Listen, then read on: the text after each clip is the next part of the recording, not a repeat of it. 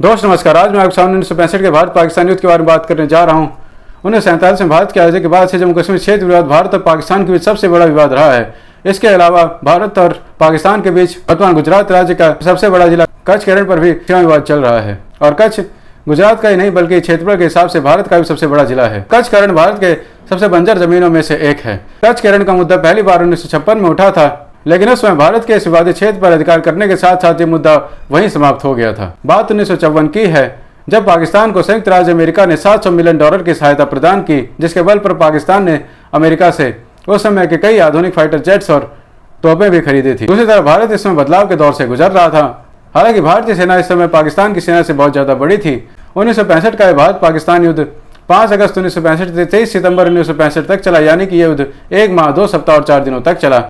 यह युद्ध भारत के वर्तमान जम्मू कश्मीर, पंजाब, राजस्थान और गुजरात के क्षेत्रों के लिए लड़ा गया था। पाकिस्तानी सेना ने जनवरी 1965 में भारतीय सीमा के अंदर घुसकर लड़ाई की शुरुआत की और भारतीय सीमा में कच्छ केरन में काफी अंदर घुसने के बाद 8 अप्रैल 1965 को भारतीय सेना ने जवाबी कार्रवाई की, जो major general J N Chaudhary के नेतृत्व में थी। तो दूसरी तरफ पाकिस्तानी सेना जनरल टिक्का खान और ब्रिगेडियर इख्तियार खान जंजुआ के नेतृत्व में थी।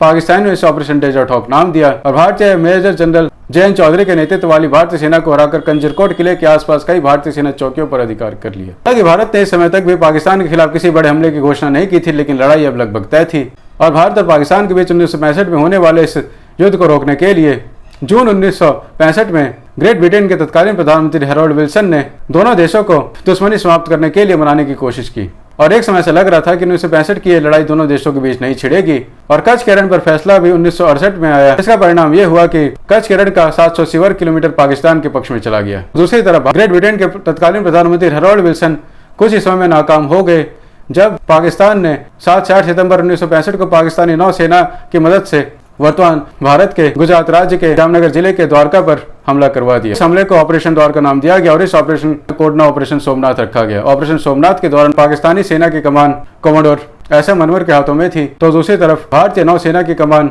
रियर एडमिरल बीएन सैमसन के हाथों में थी। पाकिस्तानियों ने 7 सितंबर 1965 को एक rear light weight cruiser PNS Babur और 6 विध्वंसक, जिनके नाम हैं PNS Khaibar, PNS Badr, PNS Jahangir, PNS Shahjahan, PNS Alamgir और पीएनएस टीपू सुल्तान और एक पनडुब्बी पीएनएस गाजी के जरिए भारतीय समुद्री बंदरगाहों पर कई हमले करवाए। तो दूसरी तरफ भारतीय नौसेना इस समय किसी बड़े हमले के लिए तैयार नहीं थी और मुंबई में भारतीय युद्धपोतों की मरम्मत चल रही थी। पाकिस्तानियों ने 7 सितंबर 1965 की रात को 11:55 से 12:15 तक लगातार 20 मिनट तक विध्वंसक जहाजों के जरिए भारतीय बंदरगाहों पर भारी गोलाबारी की, जिससे द्वारका के समुद्री बंदरगाह को कोई नुकसान नहीं हुआ और भारतीय नौसेना ने भी उस रात को कोई जवाबी कार्रवाई नहीं की। पाकिस्तानी नौसेना ने लगातार 20 मिनट तक 50 तोप के गोले भारतीय समुद्री बंदरगाहों पर गिरवाए, जिनमें से 40 रेडियो स्टेशन और मंदिर के नरम मिट्टी पर गिरने के कारण बेकार हो गए। ये तोप के गोले द्वितीय विश्व युद्ध के थे, जबकि बाकी 10 तोप के गोलों के कारण एक रेलवे इंजन और रेलवे गेस्ट हाउस का एक हिस्सा बर्बाद हो गया। दूसरी तरफ पाकिस्तानियों ने फाइटर जेट्स के जरिए भी कई हमले भारतीय बंदरगाहों पर करवाए थे। इसके बावजूद ऑपरेशन सोमनाथ के दौरान भारत को किसी जानमाल की कोई हानि नहीं हुई।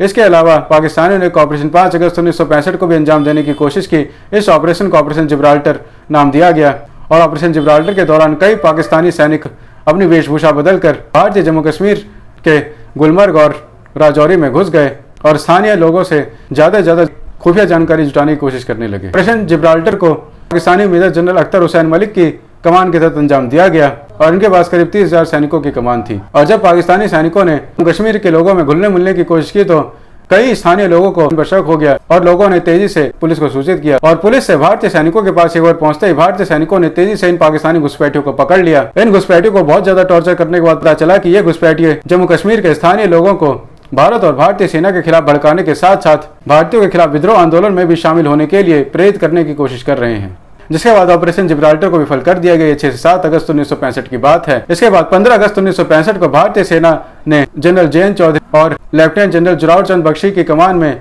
युद्ध विराम नियंत्रण रेखा को दरकिनार करते हुए श्रीनगर लेह राजमार्ग पर मौजूद कई पाकिस्तानी सेना चौकियों पर हमला किया और उन पर फिर से अधिकार कर लिया। हाँ दोस्तों, मेरे 1965 का भारत पाकिस्तान के युद्ध के ऊपर वीडियो का पहला भाग यहीं समाप्त होता है। मेरा आज का ये वीडियो आपको कैसा लगा, अच्छा है बुरा, प्लीज मुझे नीचे कमेंट्स में जरूर बताएं। और अगर मेरा आज का वीडियो आपको अच्छा लगा, इस वीडियो को सीखने को मिला हो तो प्लीज इस वीडियो को लाइक और शेयर जरूर करें और हाँ, चैनल को सब्सक्राइब करना और नोटिफिकेशन बेल दबाना भी ना भूलें, ताकि आपको आगे आने वाली वीडियो के अपडेट्स ऐसे मिलते रहें। धन्यवाद दोस्तों, अपना ख्याल रखें, अपने परिवार का ख्याल रखें और ऐसे ही देखते रहें मेरे चैनल। धन्यवाद। जय हिंद, जय भारत, वंदे मातरम।